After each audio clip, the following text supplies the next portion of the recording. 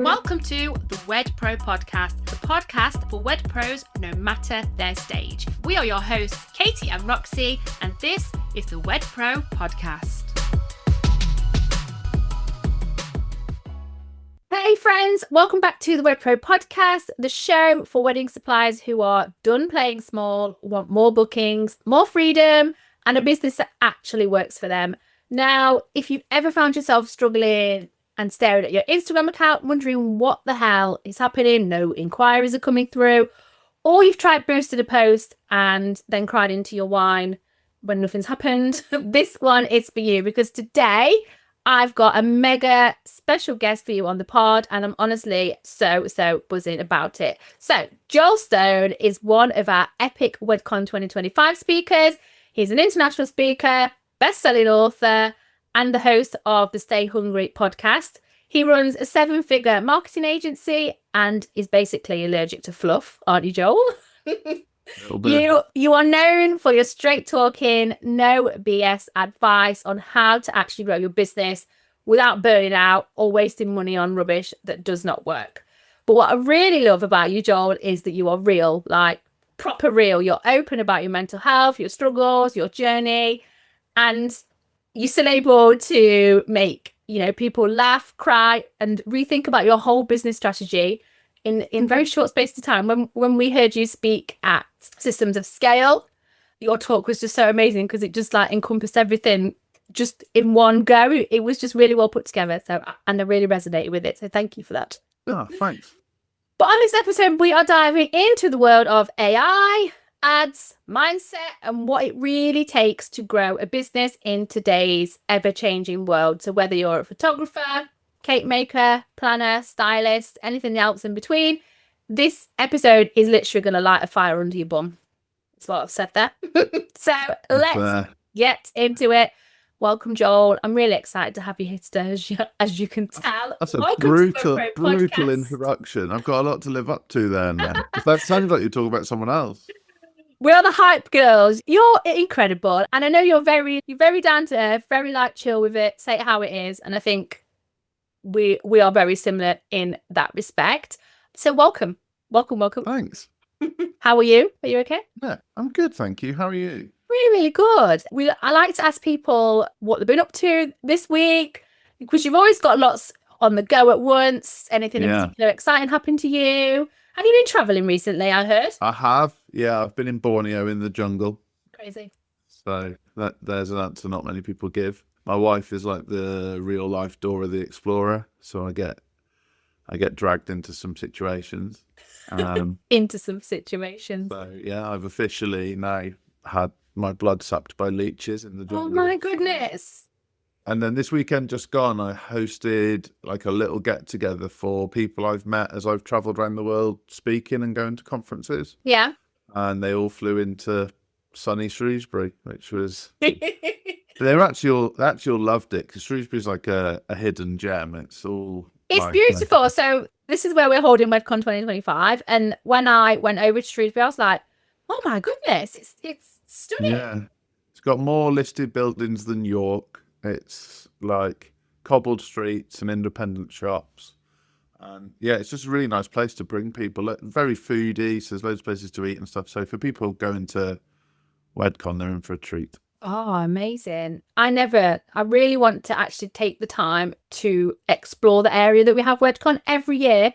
It's it's go, go, go, go, go. Yeah. When actually this year, I think I might book an extra day. I might book the day off after and then just go and explore. And it's really near the town this time. Yeah, so it is. It's really close. Not like people are going to be miles away from things to do and things to see. So can't wait. It's going to be really, really great. You're all in for a treat.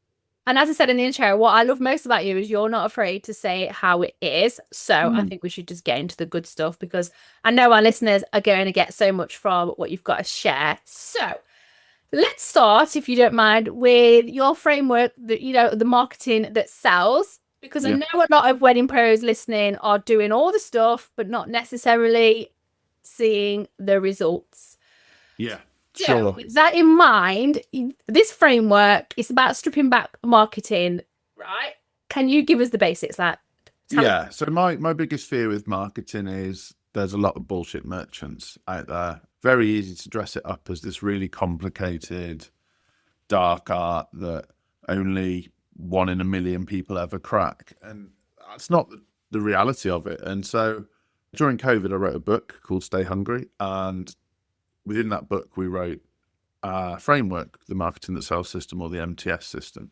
And it is basically about what you need to know, the fundamentals you need to know to successfully market your business, be that the cost of acquisition of a customer, the allowable cost per lead, what your marketing budget is, how to know what your marketing budget should be, who your target audience is. And when we built out this framework, which is a very, very simple framework, we realized that most businesses are probably missing 50% of it. Wow. They're missing the key bits. So they might be really good at content and they do 5 or 6 pieces of content a day across 2 or 3 platforms, but it's not clear who they're talking to. Or they might be running ads, but they're forgetting to hook people at the beginning of the ad. So there's like all these little fundamentals that people miss that are basic things, but you only have to miss one. It's like House of Cards, it all comes toppling down. Mm-hmm. And I see some of the online marketing gurus prey on this and sort of play the whole like, marketing's painful for you and I'm your savior and give me 300 grand and fly out to America and I'll show you my secret sauce. And ultimately, that's not it. The reality is you just can't skip a step. And for some people, it's kind of, it might be boring or repetitive, but successful businesses are kind of boring and repetitive behind the scenes. I say this all the time, that it's like a well-oiled machine. All those cogs have got to be turned in that right direction. And if one is slightly off, it's not going to happen. And I really love what you said there about, it doesn't have to be complicated. It doesn't, does it? At all. Not really. Like we've met businesses that ultimately they just weren't telling the right people they exist. And that was the fix. And sometimes, and like in the wedding space, sometimes it's just about getting in front of the right people. And then the other side of the MTS system is being willing to back yourself. So I think you meet a lot of businesses who talk a good game, probably have a good game. So maybe they're an incredible cake maker or dress shop or whatever it might be. But when it comes down to it, because of their own limiting beliefs and things that they've gone through in their own lives, if you said, would you spend £10 to make £100, or would you spend £1,000 to make £10,000? The answer would be no, because they don't back themselves. But it's not based on the fact that their business isn't good enough. It's based on other stuff that they've got going on. And sometimes that's a hurdle to overcome to push yourself to the next level. Mm-hmm. So you spoke a little bit about like wedding businesses and marketing. And obviously you work with lots of smaller businesses. Where do you see people wasting most of their times and energy when it comes to their marketing? Content. Right. Content hugely, because everyone sees the influencers that have absolutely blown up, but what they don't see is the work they did to get there. And it's a full-time job. To have success and monetize content is a full-time job. So trying to emulate that and then ignoring the fundamentals of your business because you're too busy wandering around with a GoPro or a selfie stick or whatever it might be, you could actually be doing yourself more harm than good. That isn't going to be the fastest way to grow your business. There's so many much more simple ways to do it. If you're a cake maker in a small town, it would take you 2 days to leaflet the entire town. And that sounds like a really weird thing for a digital marketer to say, but think about the impact of everybody in your town knowing who you are. It would dramatically change your business. When I started my business, I signed up with the local football club to help them raise money through a raffle, because that gave me an excuse to go into every business in the town and sell them a raffle ticket. And then I got my first 6 clients by doing that. So I think people overcomplicate it, get caught in the weeds of trying to generate content or have like an incredible website where ultimately your client doesn't care if your website's got features that they've never heard of. All they care is that they can get to the solution to their problem. On a simple level, do you sell cakes? How long does it take you to make a cake? Do you have availability to make my cake? And how much is it going to cost? Yeah, I think exactly what you said. Like, we can all get lost in the weeds, and it can feel overwhelming to run a business that's getting leads in, that's then making them into clients. But it's just about stripping it back to basics, right? Isn't it? And just working out where is my time best spent. And like you say, like, you could be spending it, 2 days making a shed load of content, or 2 days going out on foot around everybody, introducing yourself. Like, you're going to get much more visibility like that. But social media, website, yes, important pieces of the picture, but not the whole picture. Yeah, and so easy to burn time in social media, so easy to burn time in a website, so easy to burn time networking in the wrong places. So I'm like, having worked with a few wedding suppliers, they'll go to the local networking groups or the local chamber of trade, but they're not their demographic.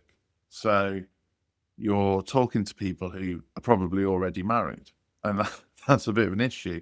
Maybe you could go with the angle that they might have kids that are about to get married, but you're still not really playing the odds in your favor when you could have attended 3 wedding fairs and leafleted the whole town and given samples out at another event and done things that are far more effective. And sometimes it feels like you do it, particularly with marketing, it feels like you're doing good, honest work, but there's actually no impact. And the reason there's no impact is you're not measuring the data of your activity. So what do you think the missing link is with businesses that are doing all of these things, but they're not then seeing the result? 9 out of 10 of the businesses that sit in front of me, I'll say, what's your average client worth to you? Or what's your average customer worth to you? And they won't know the answer. That's a big problem. Interesting. Then I'll say, what percentage margin do you have in that customer? So how much profit is left for you at the end of this transaction? And they don't know the answer. So then when I say, how much would you be willing to pay to buy a customer like that? If you could walk into a warehouse and it'd be full of perfect customers, how much would you pay to buy one off the shelf? And they can't answer that because they don't know how much profit there is in it for them, and they don't know what that customer's worth to them. Well, unless you get those 3 fundamentals nailed, you're going to struggle to scale your business. Track. You should have your head in your numbers completely. And it's something I've not always felt overly confident with. Don't know, maybe it's because I'm dyslexic or whatever. Find like, oh my God, spreadsheets are just like, I would rather chew on cardboard, if I'm honest. But you have to do that to be able to measure things and scale things and tweak things. You can't grow your business if you've not got data, right? Am I right in thinking? And you've got to find a way to make it exciting for you. Yeah. I just do it. I know, like, every day I've got to do that. That's part of running my business. Done. Like, just gotta get on with it sometimes, right? And so if you can't get that obstacle out the way, you need to associate it with something that means something to you. So like in my case, I love like adventures and exploring and doing things with my wife. So if I keep the business at a certain level of profitability and we make a certain number of sales, that means we can go to Borneo instead of Bognor Regis. Like it's as simple as that. But that completely different. Yeah, it gets me excited about the numbers. Yeah, because then it's like the outcome. It's like, if I do this, and that equals that. Yeah. And everything, like, that's the marketing key, really, is it's not just about being outcome driven for your customers. This is how much better our cakes are than so and so, or this is how much, like, this is the amazing tailored service you're going to get with our dressmakers. It's also the outcome for you. What is the outcome of me doing this? Because it's very hard to stay motivated about going door to door with leaflets or running a meta ad or attending networking events if you can't see the outcome. And when you lose sight of the outcome, it's when you lose direction, and then you just start to feel shit about it all. Yeah, it's so important though, isn't it? Like you say, if somebody said to you, like, how much is your average booking value, and you don't know that number, and you're stuffed. Like, you need to know your numbers. Like, every client that we work with, we're like, okay, like, do you track your numbers? no, okay, from this day forward, start tracking those numbers. Quick question though, if a business came to you and was like, okay, like I feel like my marketing's not working, what advice would you be giving them So to begin with? I try and peel back the curtain is the honest answer. So like my biggest red flag as a marketing agency owner is someone that says marketing's never worked for me. Because I'm like, well, hang on. How many agencies have you been through before us? And the whole like on your third divorce, it's your fault kind of. Yeah. But the reality is often it's only like something small that's making them feel like it's not working. So an example we had recently, we were working with a client who spent £1,000 on ads, which isn't a huge amount, but it's not an inconsequential amount of money. And they made 17 grand back from their ad campaign. So 17x. And us as the marketing agency sat here, wow, what a result. That's amazing. Good. They came in and said, well, our monthly costs are 82 grand. So 17 grand hasn't scratched the surface.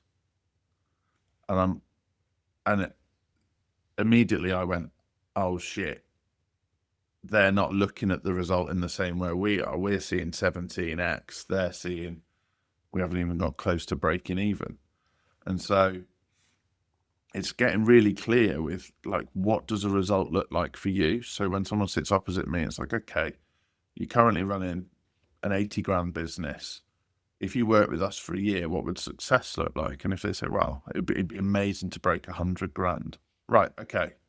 Let's look at what needs to happen for you to make an additional 20 grand and how much you're going to need to spend to do it. And importantly, is it worth it? Is all that extra effort and spend going to be worth that extra 20 grand? Or is this a vanity metric? Or better yet, are you under pitching yourself? And actually we should be looking to do 150 grand next year. And then would it actually be only a tiny bit more effort to just double the business? Do you ever find that, it's quite often a client can think it's one issue when it's actually a completely different issue, but then when you peel back the layers, it's actually so a that completely different client issue. I mentioned would have said our ads aren't working. Yeah. And actually the issue was they weren't spending enough. Because obviously if they'd spent 10 grand, they'd have made 170 grand. So it's sometimes the client is so caught in running their business that they can't see where the issue is. And like other clients that we have will jump onto calls and come to us and say, we convert nearly every call we've ever had. And I'm like, okay, where do you get those from? And they're like, oh, they come to us organically. They're normally people we know. And I have to say, well, of course you convert nearly every call you've ever had because all those people know you. You've nurtured them over a long time. Wait until you turn ads on. It's going to be a whole different kettle of fish. Yes, it is. It's all about volume and talking to people and building rapport and having to wait for people who take 12 months to make a decision, and all these different psychological aspects come in. And then sometimes we meet businesses who think marketing's not working, but they've never, ever asked for the sale, ever. Yeah. So they just wait for people to beg to work with them. And it's like, but you never presented an option. And I think in the wedding industry, this is quite common where a photographer might be like, well, here's our services, here's our beautiful portfolio. If you'd like to work with us, get in touch. Just let me know. Yeah. And it's like, no, present them at least 2 options and tell them when you're going to follow them up. Get them on a call, guys. Close them on a call. And then they'll be like, well, that seems a bit pushy. No, it's not pushy. You're helping them make a decision. And I think how it can feel for us is different to how they receive it anyway. Like we all get in our own heads about this stuff, don't we? Yeah, so you can frame it. You can frame it and say, right, look, this is how we work. We always present people with 3 options: our basic photography package, our photography and video package, and our 2 camera operators and photography and video package. Bronze, silver, gold, essentially. And it's like, and what I'll do is I'll give you a brochure now. It's got everything in there, everything you need to know, and the pricing. And in a couple of days, I'm going to give you a ring to see if you've got any questions. Is that okay? They always say yes. Yeah. You've immediately just turned a follow-up call into a helpful check-in. Just like that, just by framing it slightly different. Yeah. It's so powerful. Like, I love stuff like this because I used to get really in my head about the sales calls and like asking for the sale on the call. And then I just like tweaked the way I said it. And I was like, oh my God, this is easy. Yeah, Like, this and, is and so like easy. you can start to play with it. Like Yeah. Exactly that. I'm ridiculous. I'll be like, right, I'm going to send you a proposal, but I'm only sending you a proposal if you have a follow-up call in a few days. Is that okay? Yeah. And if you disappear on me, I'm going to haunt your fucking dreams. And they go, what? So I won't actually haunt your dreams. I'll just haunt your daytime. And like, and they laugh, and I laugh, and then I pull a straight face, and then they do show up to the call. But you have to play with it. It's not about being like the greasy car salesman. It's about building rapport and also demonstrating to people that this is a business relationship. Yeah. That there are boundaries and there are rules, and this is a game that we're playing. And if I give you my time, you have to give me your time. And if you give me your money, I have to give you a good service. And sometimes people forget to put those boundaries in place. Yeah. And then wonder why it's hard to market their business. Yeah. Like, quite often we can let the inquiries be in control when you need to be in control of them. And by like setting these boundaries, you can really like change the narrative on that massively. Hugely in the wedding business, because it's the company that followed up that gets the sale. Yeah. So if you're going up against two competitors and they followed up in a smart way, you're going to lose. Like a cake maker that shows up with samples within 2 days of inquiry is going to smash the other two cake makers. That's what's going to happen, unless the samples are awful. And same as, you go into a dress shop, the one that gives you Prosecco is already one step ahead. It's just like basic psychology, the like rule of reciprocity. Oh, they gave me something, so I'm going to try and give them something back. Yeah, we used to do that in the barber shop. We used to give everybody that came in a little piece of jewelry. Yeah. For exactly that reason. Like, because everybody else gives it a glass of Prosecco. Yeah, like just something slightly different, just so like with slightly more memorable in a different way. Yeah. Right. Shall we talk about AI? Like, my favourite subject. Okay. So, Joel, what tools are you actually using in your agency that are moving the needle forward? Because there is so much AI out there now. Like, yeah. So overwhelming. We're a terrifying example for people who've never used it before because it's so embedded in our business. So on a surface level, we use ChatGPT every day.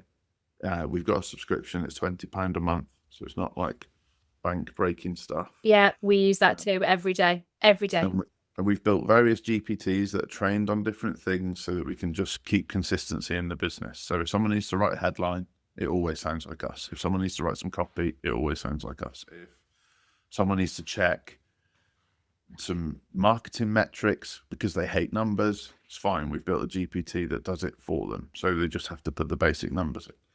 All that kind of thing. But then behind that, we're using so much stuff now. So we use Gemini, which is Google's version of ChatGPT, that has a video creation system called VO3.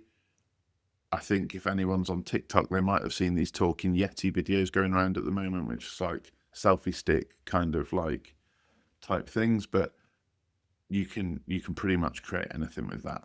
I've created videos of me talking and then overlaid my voice, and nobody can tell the difference.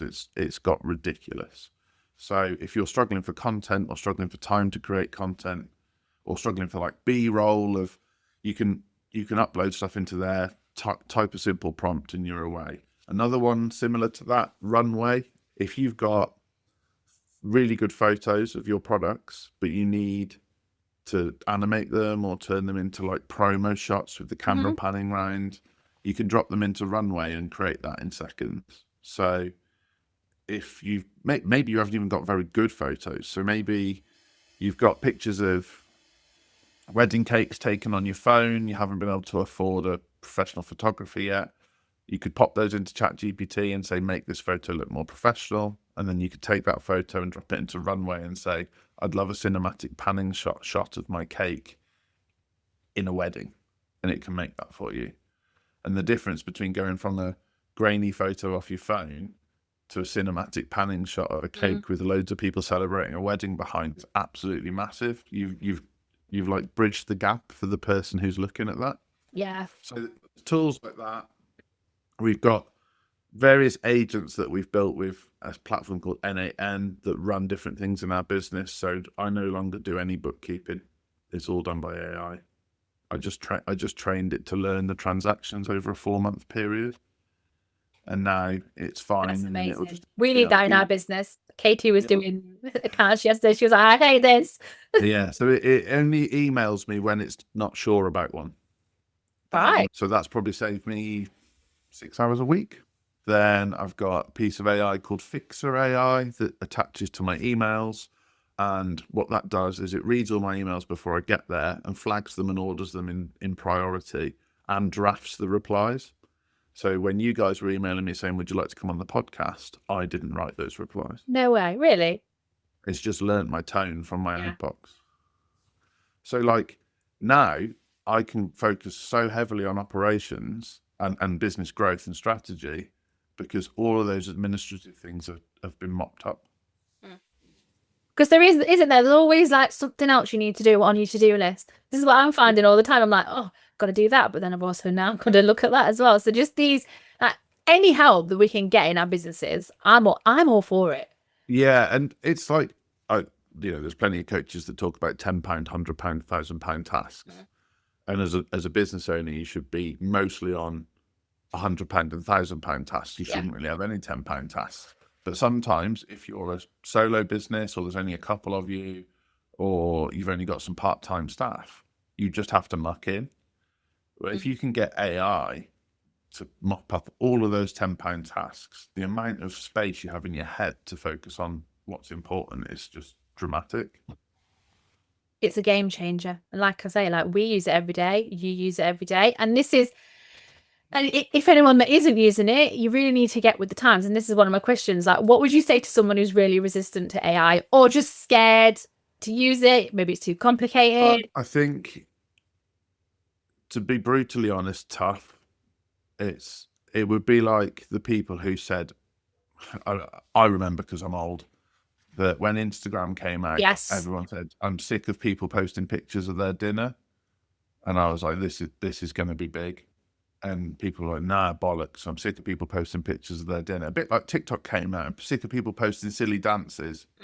Well, now TikTok's massive. And like, I'm buying things on TikTok once or twice a week. So, and people had the same reaction to the internet. Oh, it's just a fad. They had the same reaction to email. It's just a fad. They had the same reaction to the printing press. Like, it's just tough shit. You get with the program because AI is not going anywhere and you will get left behind. And if there's a business out there that's running more efficiently because they've got all of those £10 tasks off their They've got them all those ducks are in a row. Yeah. They're going to get a run on you.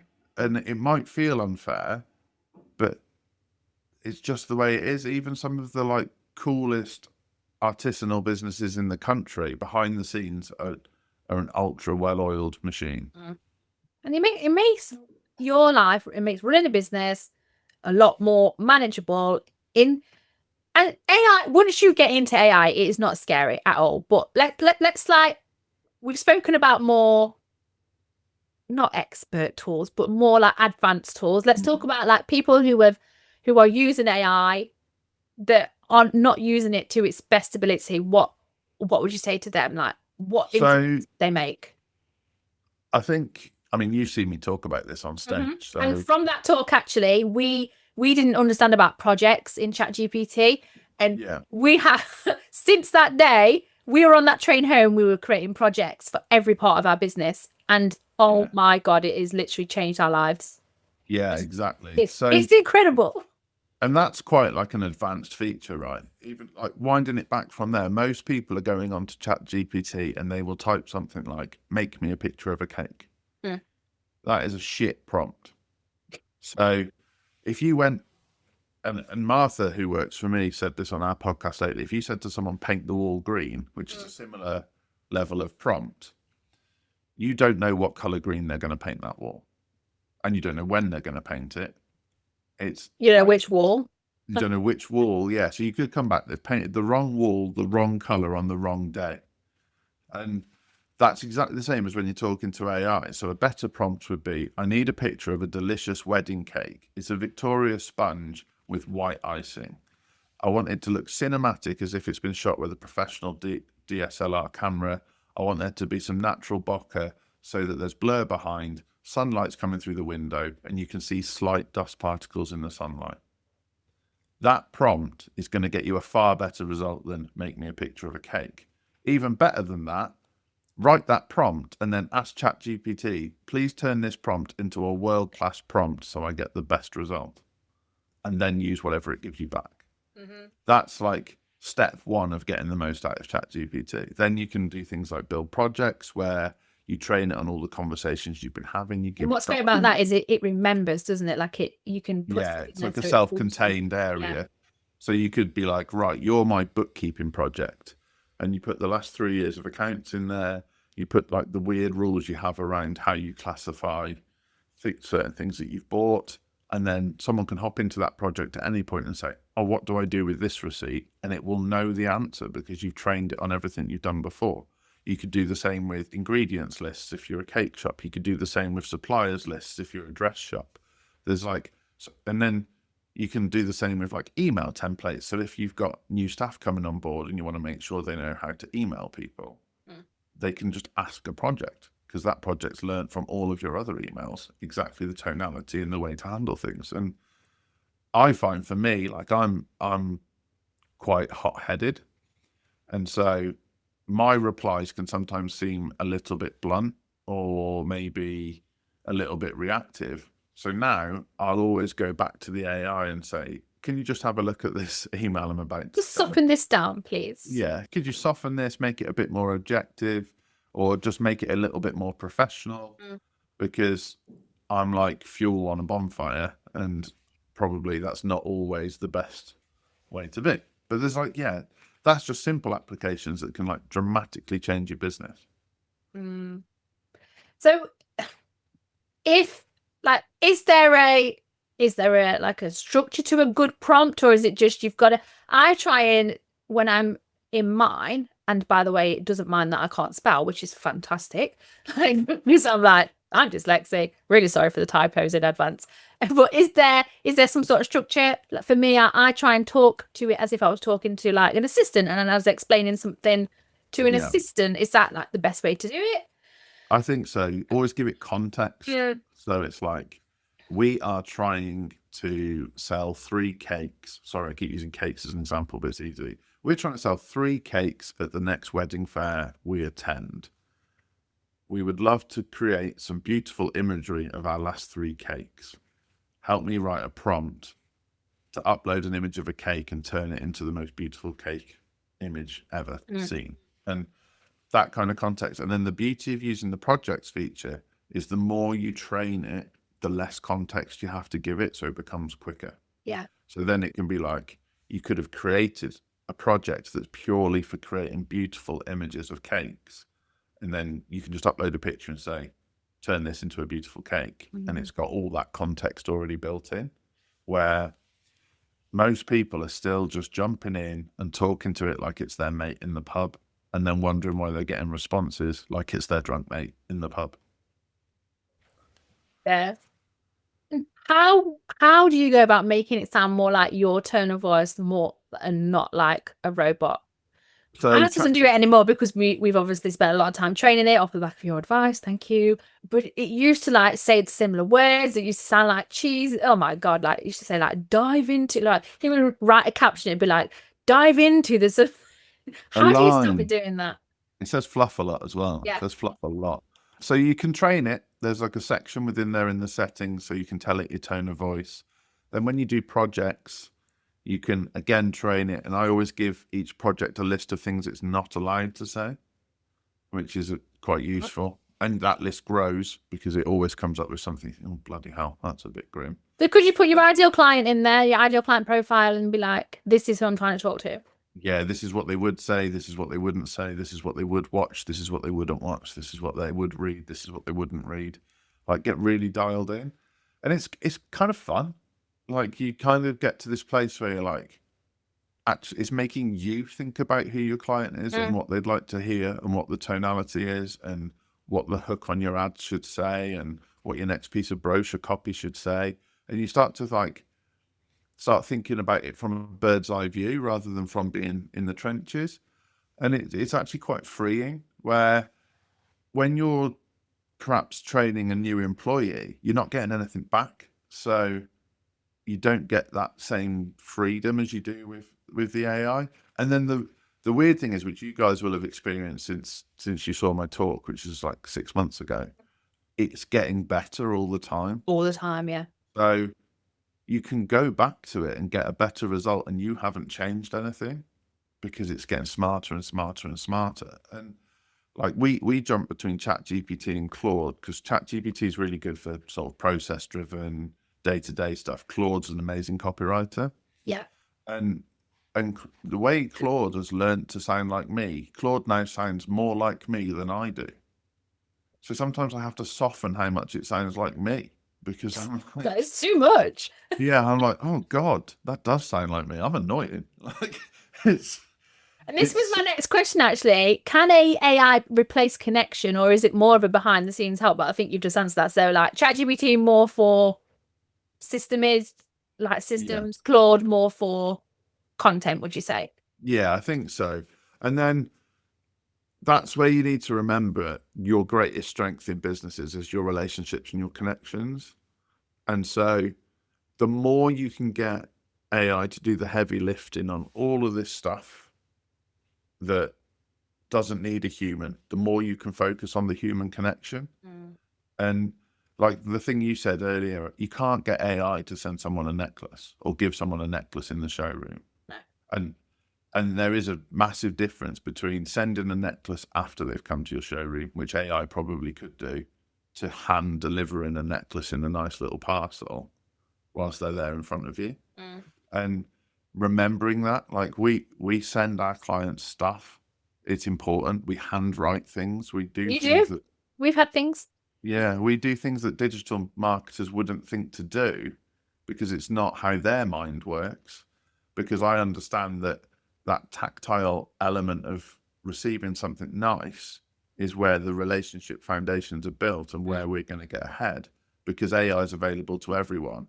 And again, that's about backing yourself. So I know that how much I'm willing to spend to make someone feel nice, because I know the value of that relationship, where some people will struggle to get over that hurdle of oh well, I could do with that to pay the gas bill this month. But also as well, like another reason why you need to know your numbers, because you need to know like how much you can spend to do this sort of thing. Well, yeah, exactly. If a client has bought a £5,000 dress off you and you've got 1,500 quid profit in that, how much of that 1,500 quid are you willing to play with? We call it surprise and delight. We love it. Yeah. So it's the guy who invented it's called Dan Kennedy. I say invented it, and he called it shock and awe. And then I've heard it called surprise and delight. There's other people call it different things. And like our average client value is 36 grand in our business, and we run on like a 60% margin. So I've got quite a bit of room to play. And the day that like one of our clients cycled from London to Amsterdam, and when he got home, we sent him a branded cushion. Like, it's like just trying to think ahead. When one of our other clients had a baby, we sent them like branded baby grow. It's like thinking, what can you do that other people wouldn't think to do to cement that relationship that gets you away from the digital realm and makes it all feel human again? Human, yeah. Because AI, yes, it's literally so good, but it frees up the brain space to be able to even consider those sorts of things, because we just get lost in day-to-day business. But the parts of AI definitely implement in your business for sure. Guys, please please just get with it. It's literally been a game changer. So let's talk about your other superpower, ads. Lots of wedding business owners are considering ads, have boosted posts, that are hearing all these things all the time. Is boosting a post worth it? Is there any situation where it's worth it? Yes and no. It's tricky. So if you've had some reels that have really hit, putting some budget behind those reels to attract more people to your Instagram and grow your following is not daft. But the tools available to you using the boost button are so limited compared to what you get behind the scenes using Meta Ads and Meta Business Manager. So you do have to be careful because you can burn through some money quite quickly. Once you kind of dip your toes in Meta Ads Manager, you can achieve the same thing through there anyway. So that's the honest answer. If you do something and it gets a little bit of virality and you don't know how to run ads, but you can see that boost button, I'd press the boost button. That's doing. I've noticed as well. I think is it because I've got an Apple device? They charge more from doing it from a mobile. I've seen. Yeah, so so now Apple charge their 30% on top. Sneaky. So you're getting done now because that's not even going directly to your ads. So that is a very good reason not to press it. Yeah, go through the other route. Yeah. And then again, it's all about knowing what this is worth to you. So if 100 leads means 10 phone calls and 10 phone calls means 5 sales, what are those 5 sales worth? If those 5 sales are worth 50 grand, how much would you be willing to pay for those 100 leads in the first place? And most people will be like, God, I don't know. Well, find out. It's like, work it out. Yeah, and get realistic about it. And the thing that scares people, especially when they're growing, is you're playing a game of might not happen. So I want to make 50 grand. I know to make 50 grand, I'm willing to spend 5 grand, but spending 5 grand is a lot of money to me. So I'm never going to make 50 grand. That's a horrible feeling and situation to be in. So look at how can you get yourself to this position. So if it's like, right, okay, for every dress I sell, I make 1,500 quid. So I need to sell 4 dresses to get enough budget together to try this scaling campaign. Right, what's the fastest way to sell 4 dresses? By going through all of my contacts, everyone in my phone, everyone that's inquired before, chasing up people who are close to their wedding date because they might have been let down by their supplier. How can I build up this war chest to actually give this a proper go and prove to myself that I can do this? And not many businesses ever get there. And that is the difference between the businesses that go massive and the businesses that stay ticking along, is that one day they just sort of essentially go, fuck it, I'm going to do it. Yeah, we've jumped in with ads with you guys, and we would not 100% have been able to scale to where we're at now without that. Yeah, and like there just comes a point where you just go, fuck it, I'm going to do this, and it's scary. It is, yeah. We have to do it in increments. So we're like, okay, now we're ready to up that budget a little tiny 10% more, please. Because we know it does work. And what's great about you guys is that you are on that data. You know what you're looking for, what's working, what's not working, tweak it. We know ads a little bit, but gosh, we wouldn't have been able to be where we are without you guys today. 100%. Yeah, I mean, it looks like Minority Report here. It's just like data everywhere. Can you imagine? Yeah. And we sit in the Monday team meeting and we pull up every client and we go through their data on their dashboards. And genuinely, that's what we're doing, is we're looking at metrics constantly for every client. And then we've set up AI alerts across all of our clients, because if you think we've got clients, some of our clients are spending £10,000 a day. And no human can keep up with that amount of data. So it's like all this stuff going through. And you just have, some of these companies, that's what you're competing with. And sometimes you have to sort of take a step back and go, okay, do I back myself, or do I just want to get by? And there's nothing wrong with just getting by. I'm not here to say you must approach a marketing agency, you must put your life on the line. That's not what I'm about at all. But there does have to come a point where you accept that that's what you want for yourself, is to just be like, look, I'm just going to make a steady income, and that's fine. But if you're not that person, there comes a point where you have to go, okay, I'm gonna give this a proper go. I'm gonna get on top of my data. I'm gonna make an informed decision. I'm gonna stack the odds in my favor, and I'm gonna go for it. And what most marketing people won't tell you is across a 12-month period, some of that will go wrong. Yeah. And that's part of it. Mm-hmm. Yeah, we have it kind of peaks and troughs, but that is life. That is business. It's not all going to be exactly Yeah. Like how you think our it's gonna be. very best client at the moment, every time he runs a webinar, he spends $7,500, and he runs 3 webinars a month. And he has huge peaks and troughs in his business. So July and August is brutal in his business, but he keeps doing the same thing because it means that he knows he'll get the recovery in September and October and November. But if he hadn't have done that for a couple of years, he'd have never found that information out to know to keep scaling. And that is the key with these things, right? Isn't it? Is that you can't just do it for 2 weeks and say, oh, that's not working. Like, you need to do it for a length of time so you can really. It would be like Usain Bolt, the first time he didn't come first in a race, saying, oh, training doesn't work anymore, I'm never going to train again. And then wondering why he never wins again.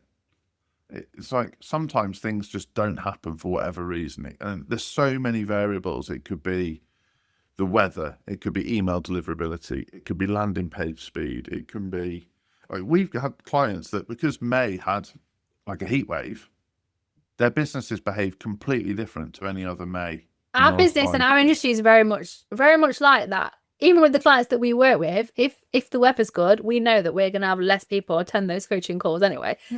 Yeah. So then you know, right, how do we sort the wheat from the chaff in our business? Well, the ones that are truly committed don't go to the beach as soon as the sun comes out. And that's not a slight on those people. They just have a different motivation in their life, and that's okay. Yeah. But the top 10% will show up to every cool, rain or shine. True that. Right. Is there such thing as have you got any low budget, high impact ad tricks for web pros that are listening? Anything you can think of? Yeah, definitely. So listen up, guys. Get really, really dialed in on who it is you're targeting. So if you're a web pro, chances are you're targeting engaged people. Now, you may or may not know, if you're listening, that you can target engaged people with meta ads. You can target people that got engaged in the last 3 months. You can target people that got engaged 3 to 6 months, and you can target 6 to 12 months. That's pretty dramatic already, like just thinking about that side of it. The other thing that you should do straight away, whether you intend to do ads in the next 6 months or not, is put the meta pixel on your website. So that you're building up tracking of anybody that's been on your website in the past. So that the day you decide to turn ads on, you can target anybody who's been on your website in the last 100 That's something that anybody can do, like right now. Yeah. And if you've got Wix or WordPress or any Squarespace, really simple to add it to your site quickly. And it just does its thing in the background. It'll remember who's been on your site. So when you come to run ads, it can target those people. Then the next thing to think about is, right, and I'll pick on something, let's say photographer. So let's say a photographer who's got packages from £1,000 to £4,000, depending on what they do. Right, I'm willing to spend 150 quid to acquire a customer, but I've only really got 500 quid a month to play with. You can definitely build up a customer base with that budget. You can definitely go on, launch some ads, and literally it could just be straight to call. For something like that, if you've got a good portfolio, a good little show reel that you can show at the front end, you could just set the ads to be straight into your diary for an exploratory call, and just say, look, be really upfront about it. Packages starting from £1,000, because then hopefully the only people that would book would be people that can afford you. You will still get the odd numpty. You can't. You always get the odd numpty coming through on an ad. Yeah, there's no numpty filter, sadly. But there's so many ways to quickly get yourself out there. And again, even if you've only got 50 quid a month. If once a month you look across all your reels and one of them's hit quite big, like, and I'm thinking cake makers here, because sometimes you can get quite a lot of virality on, like, oh, we've done this cake that's a bit different to, like my wedding cake was an owl, so like Hoot. it got quite a lot of attention because bet it's it a bit did. weird. Put a bit of budget behind that, just to showcase what you're about, and you'll be amazed the kind of messages that come into your DMs just from showcasing something a bit different. Like I work with a guy who's a tattooist who you can hire for weddings, Yeah. and and he does really well off showing off the kind of tattoos he's done for weddings. These are the little 9 tattoos. Yeah, very like fine detailed Yeah. tattoos, and they normally have something in to do with the date or to do with the couple or like something personal to the situation. But like the last one he went to, 34 people got a tattoo at this wedding. That's so cool. And he was like, I can't run ads. No one's going to book a tattooist for their wedding. He's fully booked. Fully booked. And it's not a big spend. I said, like, it doesn't, because of the scale of his business, it doesn't justify paying our fees. But he's just spending like a couple of £100 a month on ads. And from sort of early April right through to the end of October, every weekend he's at some random wedding in a teepee or a marquee all around the country, drawing lines on people who are drunk. And making money, having a really successful business, living his best life. Yeah. It works, doesn't it? Like we quite often hear that, oh, that slash is not going to work for me. If it's done the right way and it's thought out and you think it every step through properly, you've got your strategy, it can totally work. Oh yeah, I mean we've seen it with like fire breathers, magicians, like all these like niche things that you're not quite sure. They're always the ones that hit big because people don't know what they're looking for until they're served it. And so sometimes it's like, oh yeah, shit, I didn't think we could have a fire breather at our wedding. I've never been to a wedding with a fire breather before. And suddenly like everyone's, instead of being greeted with like Prosecco, they're being greeted with flames.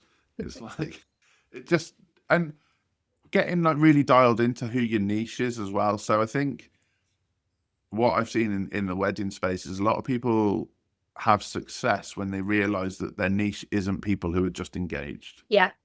It goes way deeper than that. Yeah, exactly. So like the fire breathing guy had real success with people who were having goth weddings.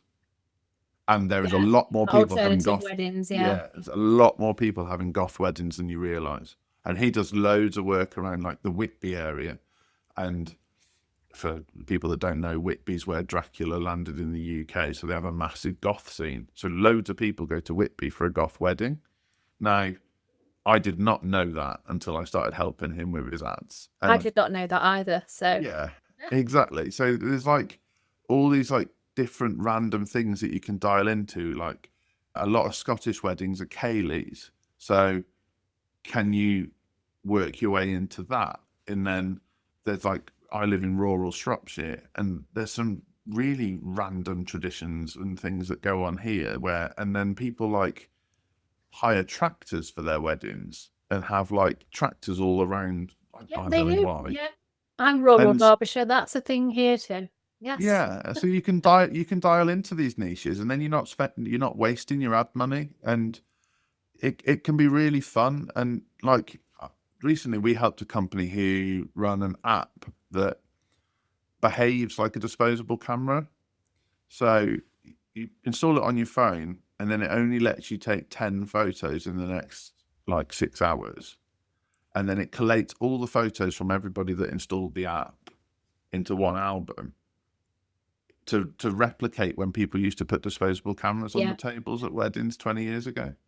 And or maybe 30 years ago now, to be honest. But with so old. But yeah, like there's all these weird little niches and little nooks and crannies you can get into, and that's where the success is. So it's very different. Like it is marketing. Like you need to really understand your niche. If you're a cake maker, like, and you are serving couples that are engaged, that's not enough. Yeah, like Do you want to do owls? It's just like I'm talking about cake now, making me hungry. So I've got 3 quick fire questions for you to wrap up this amazing podcast with. So first, number 1, if you could give wedding pros listening one piece of no BS advice, what would it be? It is that you don't know your niche as well as you think you do. Boom. So get very, very dialed in on who it is you're talking to. And it might feel like you're being too specific, but that's fine. You'll still pick up everybody on the periphery. It's just that the people that you do resonate with, you'll resonate with so well, you'll be able to charge double. Boom. Question 2. What's something wedding business owners really need to be paying attention to right now? AI. AI. I knew you was going to say AI. Yeah, it has to be. Has to be. Because if they're not, you're going to get left behind. Because it's moved so fast in the last 2 years that I can't tell you what it's going to look like in 2 years' time. And I genuinely think we're only 4 or 5 years out from having AI robot employees. And if you miss the boat now, you're never going to catch up. Like you're going to get too far behind. Yeah, you need to just get on with it. Okay, and finally, what's one action people listening should take off the back of today's episode? Go away and write down the 3 things you love most about your business and why, and then bake those into your business as hard as you can.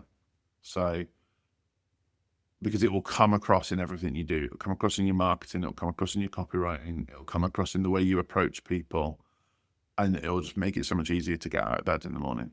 And then you can feed that information into your AI as well. Well, yeah, that.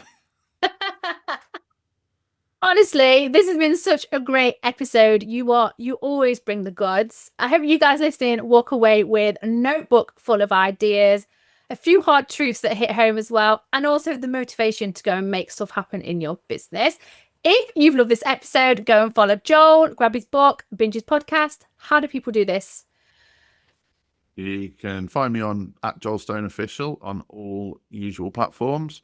The book's called Stay Hungry and is available on Amazon, and the podcast is called Stay Hungry too. Amazing. We'll pop those links in the show notes. Also, Joel is one of our amazing speakers at Wedcon 2025, so you'll find him there if you want to get your ticket now, which you should.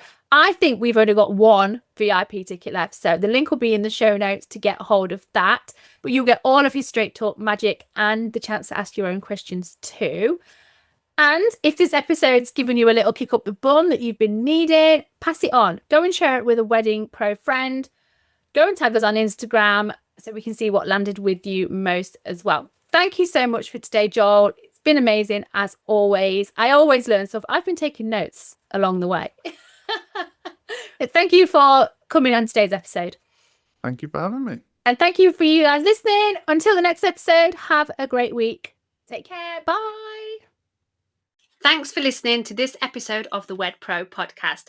Full transcripts of this episode, plus every other episode we have done, are available at www.theweddingbusinesshub.com/blogs. Thanks so much for listening. If you do have any questions about this episode or anything else at all, you can email us at info@theweddingbusinesshub.com. And if you are loving our episodes, which I know you are, make sure you hit the subscribe or follow button so you can stay updated with any new episodes that land. We look forward to seeing you on the next episode.